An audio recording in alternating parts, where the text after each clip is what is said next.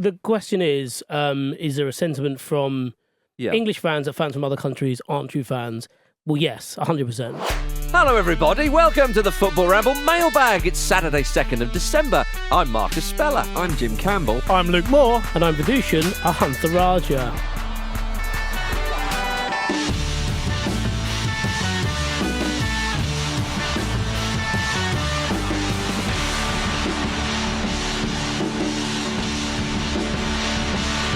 Welcome, one and all. It's good to have you with us. It's Saturday. Saturday morning. Oh, my goodness, it's fresh. Isn't it fresh, everybody?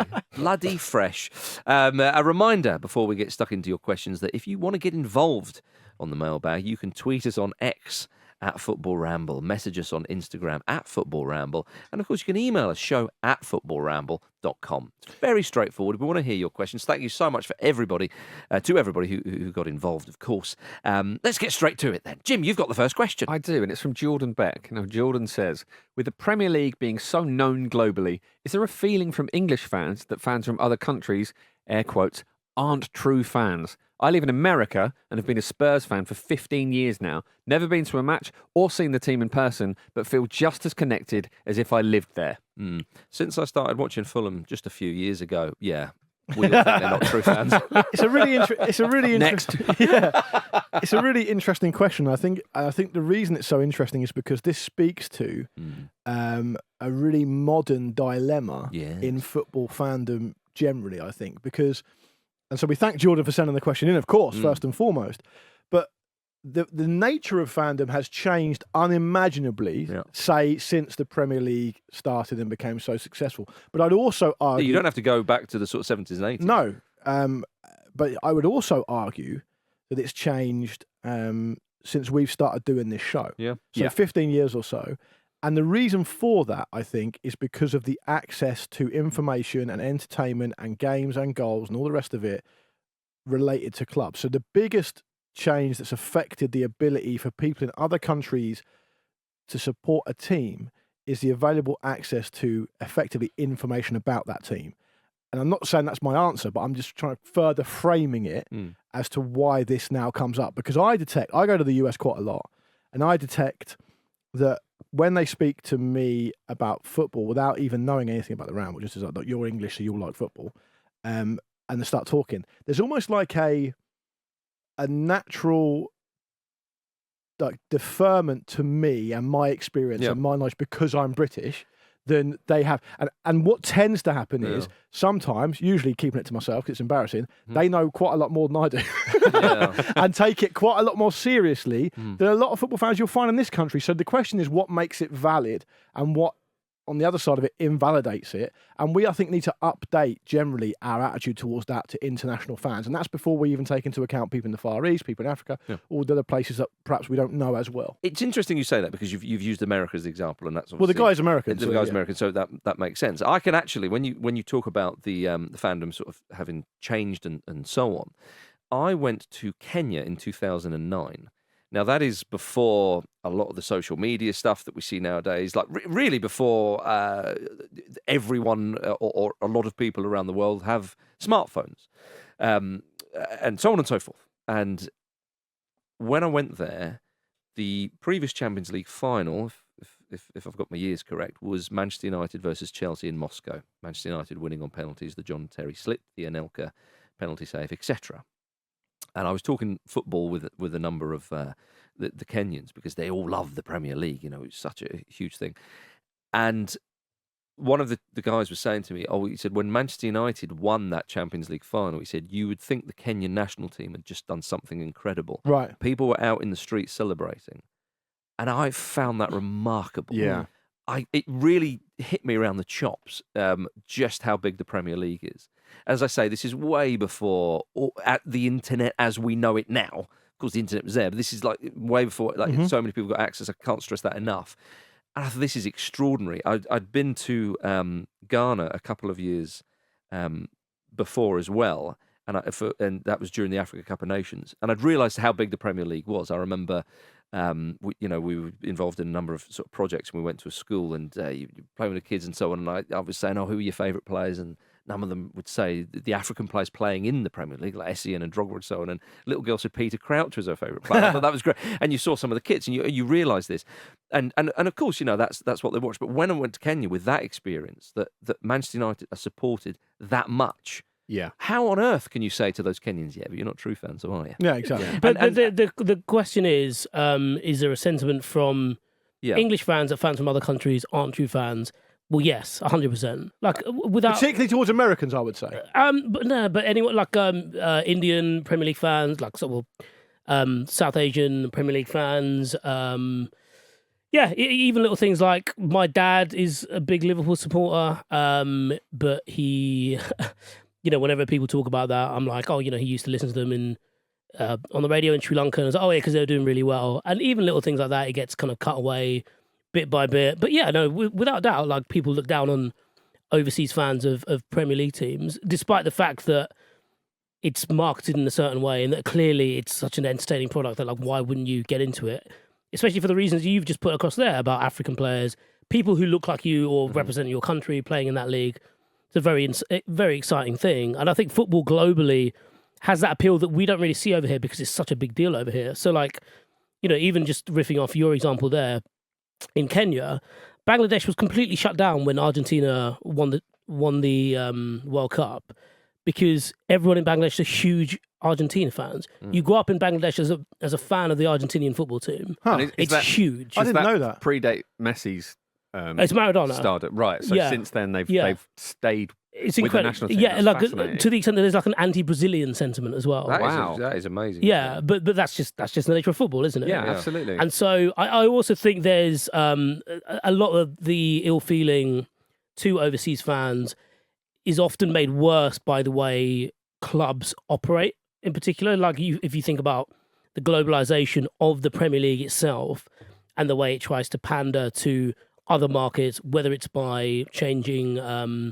kickoff times or overseas tours and stuff like that.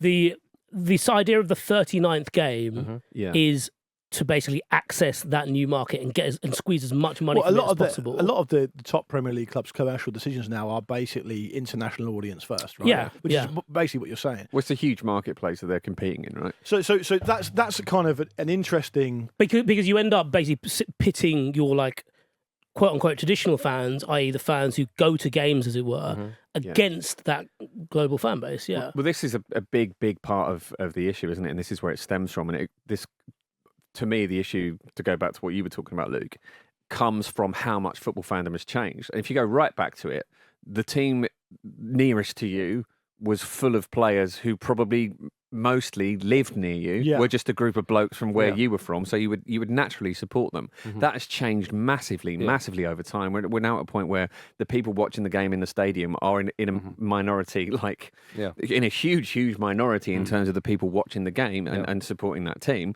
And it's just so far removed from that idea now that any team represents the place you live in. Even in terms of the personnel on the pitch, even if you live a stone's throw from the stadium, that it's a bit of an abstract idea now that locality means authenticity in some way, I think. But the locality issue has always been... The locality issue actually applies to this country as well. I always found it, and I think we do need to update how we assess that kind of stuff. I don't actually think it really matters beyond Jordan, the question asker. His own personal relationship with Spurs is his business, really. I mean, you're probably asking out of interest more than the fact that he cares what we think necessarily, but it should be his relationship with the team should be how he sees it, and that should be fine for him, and he only really needs to satisfy himself. But in this country, there'll be people, I remember growing up, there'll be people who support, say, Manchester United and would really get involved with the Manchester United-Liverpool rivalry that they know nothing about. They know as little about that as an American fan would, because they've never, a lot of them never even been to that part of the country. Well, it's the sort of the tribal thing. This is what we do. I mean, I suppose, talking about my experiences in Africa and whatnot, that made me realise that the Premier League was hugely supported. And I think that when we say, because I think we've been a bit damning on English fans and saying, well, a lot of them do it. And you're right. I think that there is that feeling. And that can be, like at Stamford Bridge, for example. I know that some Chelsea fans moan that there's a lot of tourism there, and it can same thing happening in Man City at the moment. It happens at Spurs as well. It's happening at Arsenal at the moment as well. Yeah, there's a lot of that. But one of the things I recall, and it's a funny example to use, but I think this is where it kind of started for me in my mind. There was a Guinness advert in the late night, I think it was about 1997, and it was reading off a load of stats, and it starts, the average cow passes enough wind in a week to inflate a hot air balloon. 88% of clowns never fall in love, and all these sort of stats. And there was one where they show scenes or footage of people in, I think it's India, certainly in South Asia, and 98% of Manchester United fans have never been to Old Trafford. And a lot of people, and a lot of people went, "Oh, I believe that one," because then a thing comes up. I think it's a Vic Reeves quote: 88.2% of statistics are made up on the spot. It's quite a famous advert. A lot of the Guinness adverts were. I remember it, back then, and a lot of people who weren't Manchester United fans started going, "Oh, yeah, but I leave that one about Manchester United," and it was a bit of a stick to beat them with, and because they're successful. Because they were successful. Because if you're successful, people start supporting you. Yeah. I mean, Vish, you're from London, but you support Manchester United. There's a lot of people in that boat. Oh, you're from Surrey, are you? Oh, well, you probably support Manchester United. There was all that kind of thing. So it was always a bit of a stick to beat people with. As time has progressed, as I say, there are some examples over the years where some people go, bloody hell, these people are really, really into it. Some people will then accept that, depending, as I say, on how broad your horizons are, and other people will dismiss it, ignore it, and moan about it. And I think that is it. That's with the situation in England. So you're absolutely right to say that, some English fans or people who live are very disparaging and just, this is a load of nonsense. But I don't think it causes any tension in stadiums. But no, not inside a stadium, I wouldn't say. No, but with relating to stadiums, I think it's something that is coming up more and more now.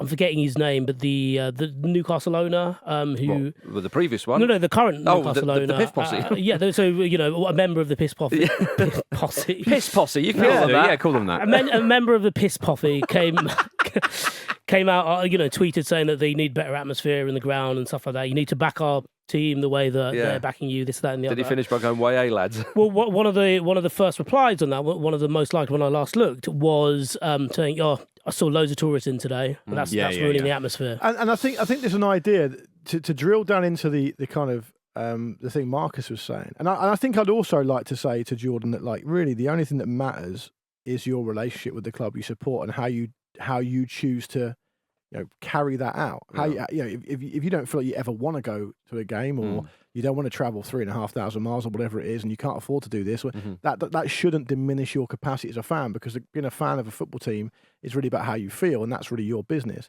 But the question itself about the aren't true fans thing, just to expand a bit on what Marcus was saying, is that we have to understand that the way football's gone, this kind of rapacious greed towards understanding they've got a really marketable, valuable product, and they want to make as much money as they can out of it.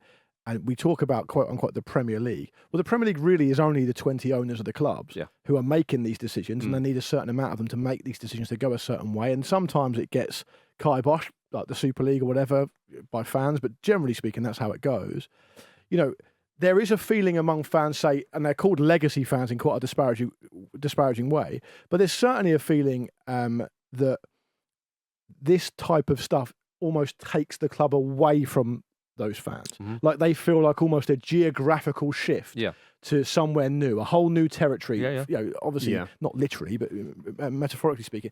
And it actually happened quite noticeably when the team I support were in the Premier League.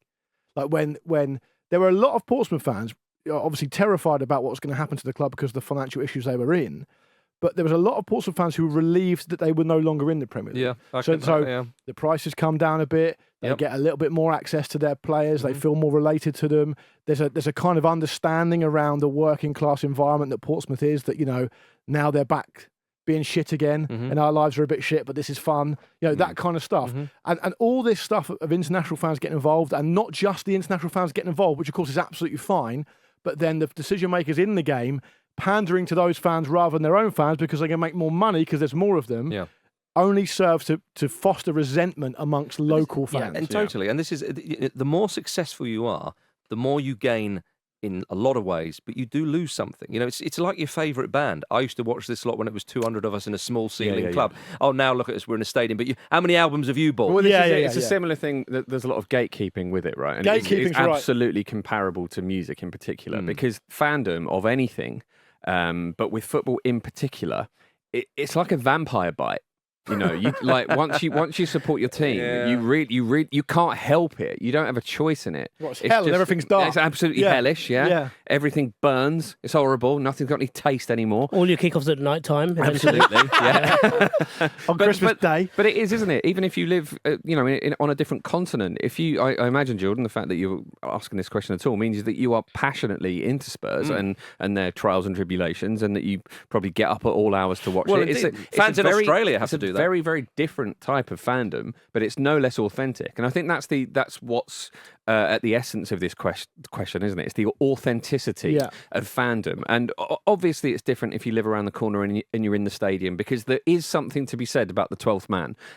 It genuinely makes a difference. If you are there shouting, it does help. Yeah. I remember not that long ago, possibly before we started doing this show, maybe bleeding into it, and to a certain extent now, when I was growing up watching football, and if a game was on telly and you talked about it, if someone was in the conversation who was at the game, their word was kind of gospel. Yeah. Oh, yeah, but I was at the game, so I saw it. Yeah, you're right. Now there's so much analysis that I think that's what I mean when I say we have to kind of update what we talk about when we talk about people being quote-unquote proper fans, because there's so many different ways to consume it now. Might I suggest, though, and I've only been to Anfield, I think, the once.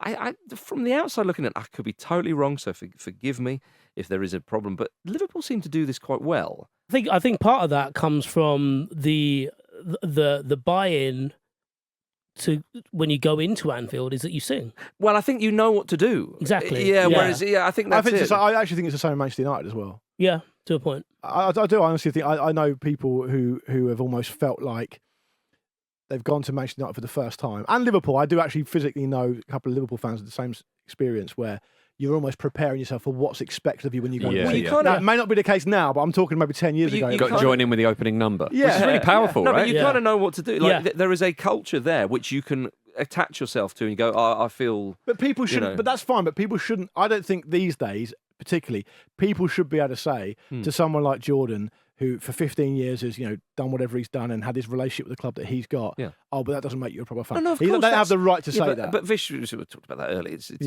nonsense. One of the cool things that I get to do from going back to the US for Christmas every year is whenever there's a decent game on that I want to watch, I'll look up either in New York or Philadelphia.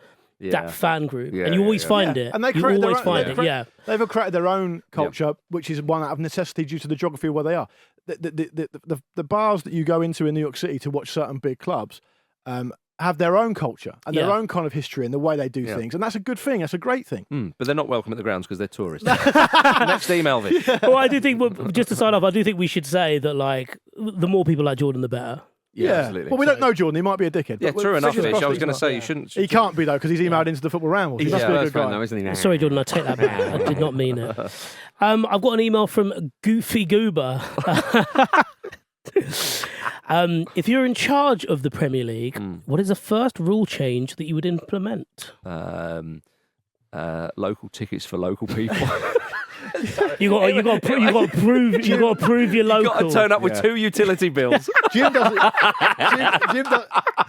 a copy of a photo of you holding a newspaper from the 80s. Yeah. Jim doesn't feel like a rivalry with Jordan because Jordan's not a proper Spurs fan. Well, exactly. Can I answer the question? Yeah. Very, very quick. I've got a semi-serious answer. Well, as you should. What I'd like to see happen is an extension of what friend of the Ramble, Jonathan Wilson, has said in the past. Yes. And he's made this point, and I can't remember exactly where he made it. It might have been in one of his very, very long articles about the nature of transfers in football, about how it used to be when transfers were first introduced.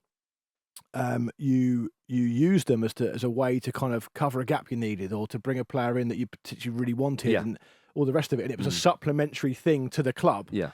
And now, of course, teams go out and buy players all the time. Even a team in League One like the team I support, there's a massive turnover of players. Like it's not, and a certain reason for that is to do with EPPP, which I haven't got to get into now. But what I would like to see actually, and you'd never be able to do it, but it's a restriction of trade, and there's probably loads of laws that would be broken if you did it. But on the other hand, the guy asking the question is called Goofy Goober, so I don't think I need to answer it that seriously.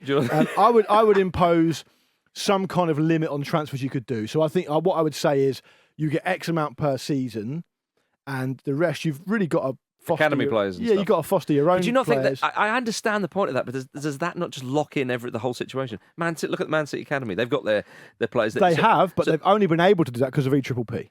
Yeah, and I would get rid of that.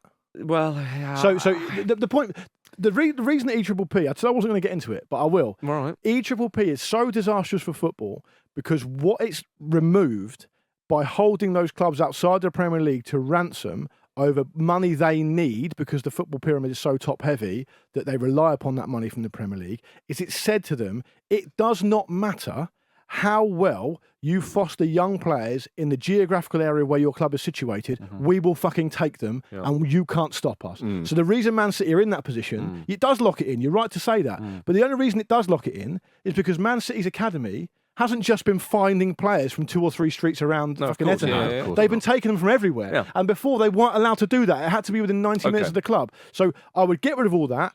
I would limit the amount of transfers and I would start to encourage the idea that the fairness of competition means that if you work really hard in your local area and bring players through from there and start to, really kind of position your club as a team that can generate players through and sustain themselves by that and keep the players that you want and sell the players on that you've developed as a profit, the whole football pyramid would be a lot more equal. Yeah.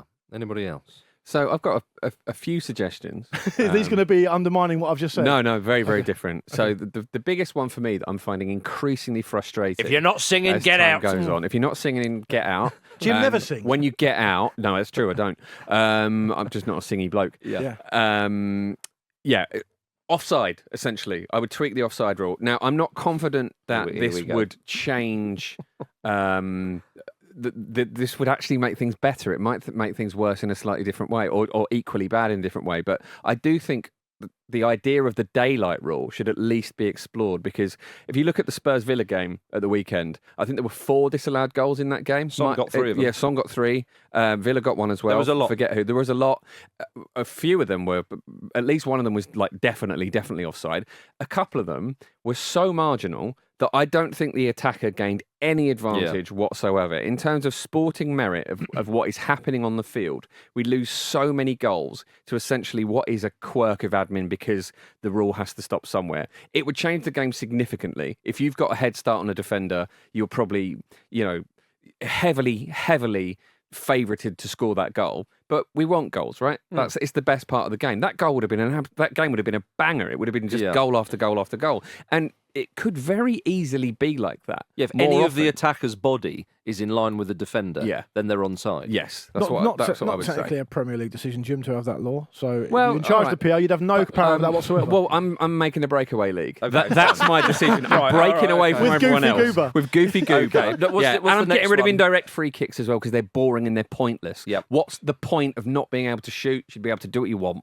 Teo has said, what's the best stadium atmosphere any of you have ever experienced live? And I think I'm going to come to Vish first because he didn't answer the last question. So Vish, he sapped off, didn't he? He didn't fancy it. Didn't have the bollocks. What's the best stadium atmosphere you've ever experienced live, Vish?